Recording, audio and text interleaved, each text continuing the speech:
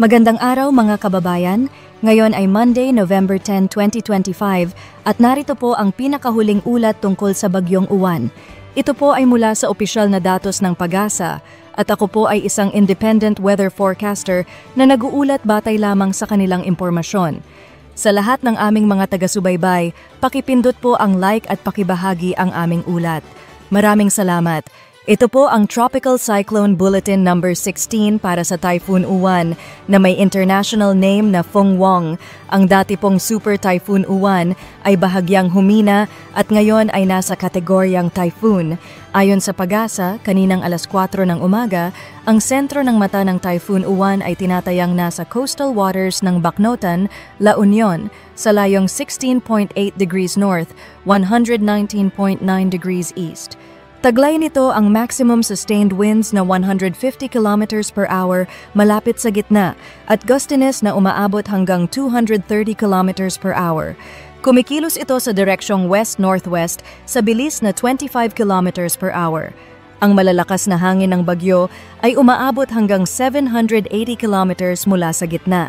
Inaasahang magpapatuloy ang pagkilos nito pakanluran-hilagang kanluran sa susunod na 12 hours at habang tinatahak ang West Philippine Sea, posible itong muling lumakas sa pagitan ng Tuesday at Wednesday, November 12. Ayon sa forecast track ng Pag-asa, sa mga susunod na oras, ang mata ng bagyo ay lalabas ng Philippine Area of Responsibility sa kanlurang bahagi ng Ilocos Region at papalayo na patungong Taiwan Strait. Inaasahan ding magwe-weakening trend ito habang papalapit sa bansang Taiwan. Sa ngayon, nakataas pa rin ang mga tropical cyclone wind signals sa ilang bahagi ng Luzon.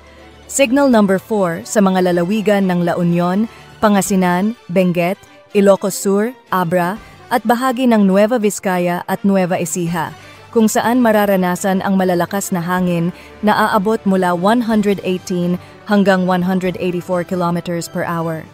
Signal number 3 naman sa ilang bahagi ng Cagayan, Isabela, Aurora, Quirino at Bulacan, kung saan mararanasan ang storm force winds na aabot mula 89 hanggang 117 kilometers per hour, habang ang signal number 2 at 1 ay nananatili sa mga natitirang rehiyon ng Luzon, pati na sa ilang bahagi ng Visayas.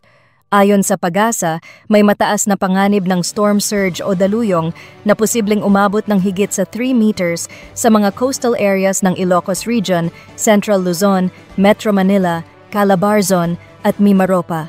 Pinapayuhan ang mga residente sa mga baybaying lugar na lumikas agad kung kinakailangan.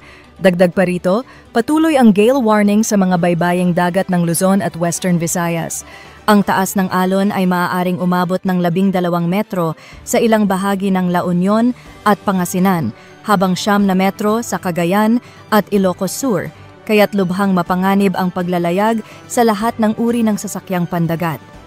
Mga kababayan, sa ngayon ay nananatili pa ring malakas ang Typhoon Uwan, ngunit ito ay mas mahina na kumpara sa dati nitong Super Typhoon category.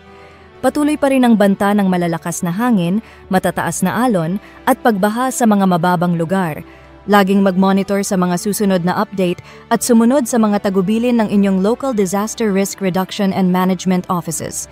Muli, ito po ang independent weather forecaster na nag-ulat batay lamang sa opisyal na datos ng Pag-asa.